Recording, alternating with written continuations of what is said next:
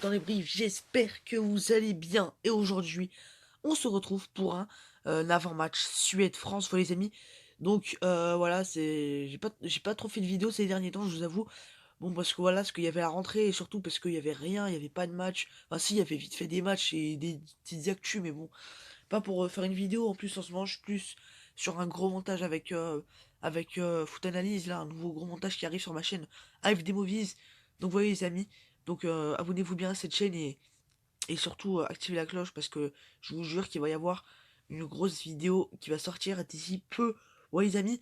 Donc, on se retrouve pour l'avant-match Suède-France. Avant de débuter cette vidéo, je tiens à faire une pub à un gars qui s'appelle Le Brailleur. N'hésitez pas à aller vous abonner à sa chaîne.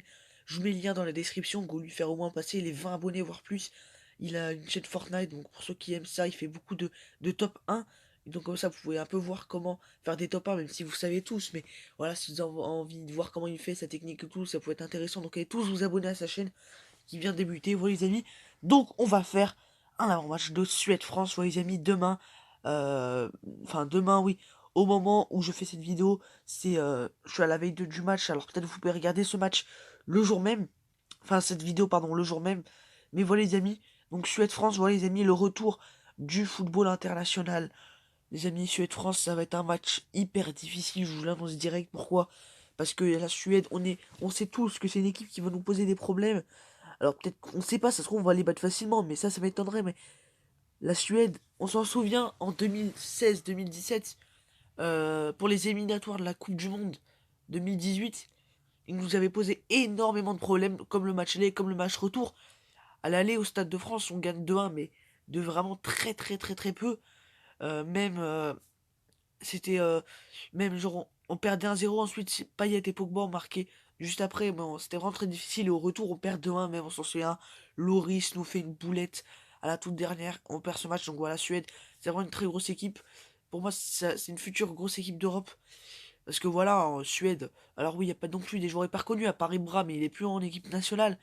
Il y a quand même des joueurs comme il y a quand même des joueurs comme Forsberg, Olsen, voilà. Comment il s'appelle déjà? Je me souviens plus de son prénom. Enfin bref, peut-être qu'il va me revenir. Ah oui, Isaac Kiestelin aussi, qui est un très bon joueur. Enfin bref, c'est vraiment une très très belle équipe. Et en défense, t'as des joueurs comme Lustig, des défenseurs, là j'en sais plus, mais c'est vraiment des monstres. Donc voilà les amis, donc on va s'attendre à, à faire un gros combat, voilà les amis. Donc ça va encore, c'est pas non plus le match le plus important. L'équipe de France qu'on ait connue, c'est la Ligue des Nations, tu parles, c'est pas une compétition importante, c'est un truc qui sert un peu à rien, tu vois. C'est un peu un prétexte pour se bouger le cul pour remporter un titre, mais je veux dire, c'est pas comme si tu joues un éliminatoire pour la Coupe du Monde, pour l'Euro. Mais bon, c'est quand même un match qu'on devra jouer à fond, parce qu'on peut aller là, parce qu'on s'en souvient qu'il y a 2 ans, on avait été puni par les Pays-Bas, on avait perdu sur le score de 2-0, alors qu'on pouvait gagner, on pouvait jouer la Ligue des Nations chez nous, parce que le premier qui se qualifie officiellement l'été d'après, vu que là il y aura l'Euro, ça va être un peu décalé avant ou après, enfin je sais pas, mais ira jouer chez lui un Final Four. Donc voilà les amis, donc on va un peu passer au match. Donc voilà, équipe de Suède. Donc j'ai déjà parlé de ma compo. Alors j'ai pas trop pensé avant, mais en tout cas, voilà les amis, on sait tous que Didier Deschamps a fait beaucoup de changements forts, a fait beaucoup de choix forts notamment. Donc notamment d'avoir fait venir Upamecano, Kamavinga, Aouar, mais bon, Aouar malheureusement a eu le Covid, du coup c'est Nabil Fekir. Il a aussi fait le choix fort du coup de prendre Nabil Fekir, qui est en ce moment en gros manque de confiance, a fait le choix très très très très fort de prendre Adrien Rabiot, qui il y a 2 ans, il était en guerre. C'est très très bizarre d'ailleurs, ça m'étonne qu'il l'ait pris. Mais bon, voilà, peut-être que Rabiot c'est quand même un joueur exceptionnel, donc peut-être qu'il va rebondir en équipe de France, parce qu'à la Juve c'est vraiment pas trop terrible. Donc voilà les amis, donc ma compo que j'aimerais bien que l'équipe de France ait, moi j'aimerais bien avoir un 4-3-3, pas une équipe trop offensive, pas un 4-4-2, pas un 4-2-3-1, non, un 4-3-3 pour boucher le plus possible d'espace. Et aussi partir en compte, vous allez voir la compo, donc au cage évidemment Hugo Lloris, hein, ça change pas. Ou Steve Van Dandag qui a fait aussi une grosse saison. Mais je préfère Hugo Lloris parce que plus d'expérience en équipe de France. Ensuite, côté droit, j'aimerais bien voir Benjamin Pavard ou aussi un autre latéral droit, alors ça, ou Léo Dubois. Mais bon, je préfère Pavard parce que lui aussi il est plus habitué à jouer en équipe de France. En défense centrale, j'aimerais bien voir Upamecano et, et Kimpembe parce que c'est deux joueurs qui sont en pleine confiance. Upamecano, voilà, en pleine confiance avec Leipzig, a fait une masterclass contre l'Atlético et Kimpembe finaliste et tout. Il a fait une énorme saison avec le PSG. Donc je préfère mettre ces deux joueurs. En plus, voilà, ils sont très jeunes, Kimpembe 25 ans et Upamecano 21 ans. Ça changera de joueurs comme Umtiti et Varane qui sont en fin de cycle avec l'équipe de France. Hein. Umtiti qui est plus titulaire, Varane qui commence un peu à déconner. Alors après, je dis pas que Varane devient nul, hein, c'est juste deux boulettes. En un match, ça va pas conclure tout, mais voilà, je préfère mettre deux joueurs en pleine confiance. Désolé si je renifle un peu, c'est normal. Hein. Voilà, on va faire avec, voilà. Donc, arrière latéral gauche, euh, j'aimerais bien mettre Ferland Mendy. Voilà, beaucoup de jeunesse, beaucoup de, de sang frais et aussi un petit peu d'expérience en équipe de France. Ce serait bien. Pour l'instant, voilà, c'est un compo qui me convient. Mendy qui fait une grosse saison avec le Real, pareil, assez jeune, 25 ans. Très très bon à l'OL, très très bon au Real, donc c'est vraiment, pour moi ça changera un peu de Hernandez, qui pour moi, à mon goût, pas assez offensif. Alors oui, défensivement ça va bien aller pour une équipe comme la Suède, mais offensivement t'as besoin de, voilà, quelqu'un qui fait des centres, et pour moi Mendy c'est un bon profil. En plus voilà, on va pas se le cacher, cette saison, Hernandez il est pas au top du top du top, il revient d'une grosse blessure, donc voilà. Ensuite, donc au milieu de terrain, un milieu à 3, j'aimerais bien voir en sentinelle Kamavinga. Parce que voilà, il a 17 ans, le gars. Il est incroyable avec Rennes. Il a encore sorti un énorme but. Un énorme match contre Montpellier l'autre jour. Donc voilà, Kamavinga, en plus, il est venu. S'il a été pris par Didier Deschamps, c'est pas pour rien. Il va forcément jouer.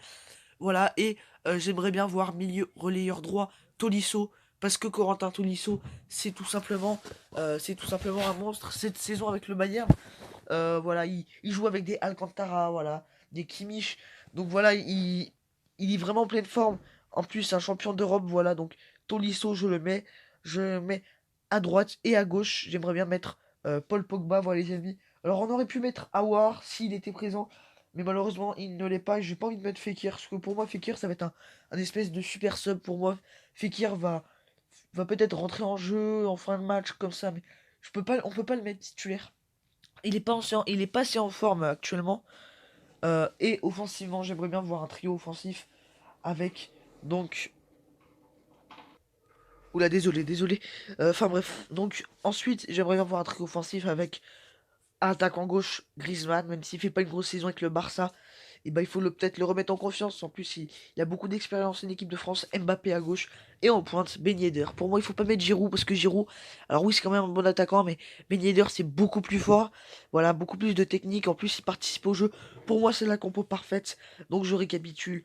Loris au cage, arrière latéral droit, Benjamin Pavard, défense centrale Upamecano, Kimpembe, arrière latéral gauche, Mendy, Ferland Mendy, au milieu de terrain, Sentinelle Kamavinga, milieu offensif droit, Tolisso, milieu offensif gauche, Pogba, et offensivement, trio offensif avec Griezmann, Mbappé et Ben Yedder. Dites-moi ce que vous en pensez de la compo dans les commentaires. Oui les amis, donc France-US, ça va être un match vraiment très très difficile à négocier. Il va falloir être absolument solide dans tous les sens du terme. Il va falloir gêner ces Suédois. Ils vont sûrement partir très très fort, mais il y a quand même nous qui sommes peut-être au-dessus sur le papier. Voilà, on est quand même les champions du monde, donc c'est nous qui partons favoris. Donc peut-être que la Suède va se donner offensivement, va vraiment être très solide et très bien jouer les coups offensivement.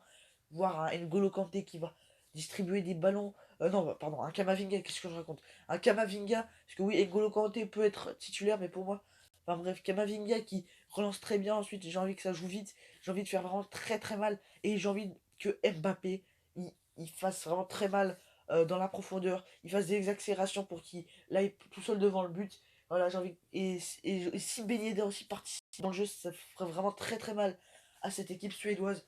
Et défensivement, si on a un Upamecano et un Kimpembe en pleine forme, là je vous assure les amis que rien ne passera. S'ils sont à 100% et qui voilà, ils sont comme ils étaient sur les derniers matchs. Je vous jure que voilà, ça va être une défense de fer.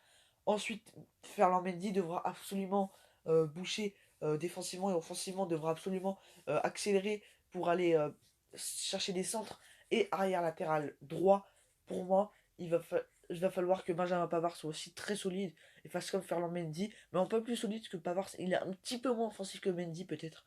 Voilà les amis, et que Loris nous sorte un gros match. Voilà les amis, moi je compte vraiment sur cette équipe de France pour remporter ce match. J'espère qu'on le fera donc demain 20h45 sur M6. Voilà les amis. En tout cas moi je dis donc à, à demain soir ou à ce soir. Ça dépend au moment où vous regardez cette vidéo pour le débrief du match. En tout cas mes amis, c'était le foot en débrief. Allez les amis, bye.